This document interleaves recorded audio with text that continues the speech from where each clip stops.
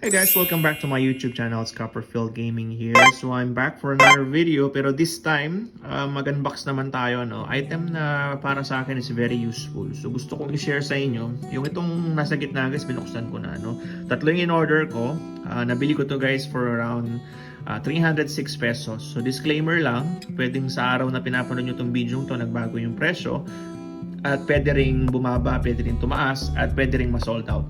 So depende yan. Okay? So, nilagay ko yung link para mabili nyo to guys. Nasa description. Just check it below. And don't worry, dadalhin kayo niyan sa Shopee. Shopee mismo. So, Shopee natin nabili to. Okay? So, ang tawag niya is Baseus or Baseus. Just correct me if I'm wrong. T2 intelligent siya. Rope type anti-loss device. So, para saan ba to guys? Ito yung parang Apple AirTag, no? Very good alternative sa Apple AirTag. Apple AirTag guys, alam naman natin medyo mahal yan. Around 1,500 to 2,000 yata. Around that.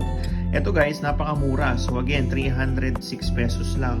And useful to sa mga taong madaling makalimot, no?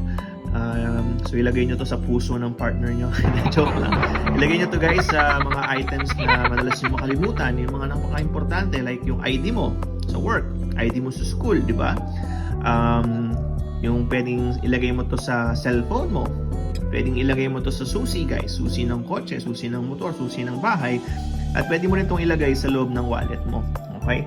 So, kung hindi mo siya mahanap, bali may app to guys, may app siya, i-install nyo siya. So, after ng unboxing na to guys, ipapakita ko sa inyo. So, wag nyo muna tapusin yung video guys, kasi after nito, papakita ko guys yung installation process niya.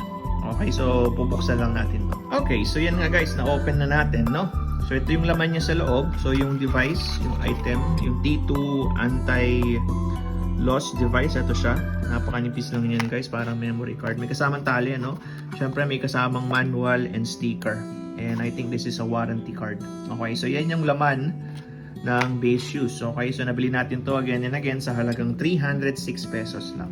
Okay, so yan siya, napakanipis lang yan. Okay, isi-set up ko to guys, no?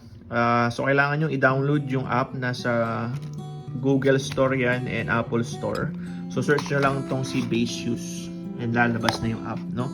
Parang katulad ng Xiaomi, may Mi app sila, so si Baseus meron din. Okay, so next video, huwag nyo munang tapusin tong video to guys, ipapakita ko kung paano siya i-set up sa phone. Okay, so see you sa next video. Alright, so nandito na tayo guys sa ating Baseus app. So again, madadownload nyo itong app na to guys sa Apple Store and Google Store.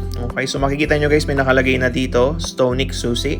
So ito yung susi ng sasakyan. So lalagyan ko nga ng ganun kasi minsan nakakalimutan ko saan ko kinabit, no? So makita nyo, merong on and off. So may option tayong i-off. Mayroon dito yung option na i-on siya. Okay, so nandyan din yung location, pwede nyo rin makita. So hindi lang yung tunog, no? So makikita rin kung nasaan mismo, saang lugar. Okay, sa settings naman guys, pwede nyo palitan yung name niya at pwede rin palitan yung phone alert kung anong tunog. So default niya is yan. Pwede nyo siya palitan ng electronics, pwede rin palitan na clear, at pwede rin default. Pwede rin maglagay ng do not disturb at pwede rin i-unbind yung device. Unbind device, ibig sabihin tatanggalin nyo yung anti-theft device sa cellphone na to and then ililipat nyo sa iba. Okay, so pwede rin yun. Alright, so ngayon paano ba mag-add? So kung mayroon kong i-add, since na ako may tatlo ako, may dalawa pa ako natitira, so paano ba mag-add? So dito lang sa taas, so makita nyo add device and then go sa anti-loss and then anti-loss T2. Okay, yun yung name ng device na ating ni-introduce guys. So yung link para mabili to nasa description. So you know the drill, just click that and dadalhin kayo sa Shopee.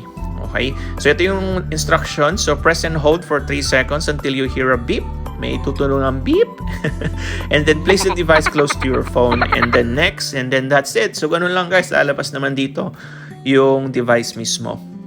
Okay, yung anti-theft device. So, ganun lang kadali guys, magkabit. So, meron din silang mga iba't ibang item, no? Meron din silang vacuum, smart air freshener, and then meron din silang earphone. So, ayos to. So, nabili natin to sa Shopee and galing ito ng China. Okay, so that's it. Alright, thank you so much for watching this video. Again and again, yung link para ma-avail itong item na to nasa description. See you sa next video. Bye!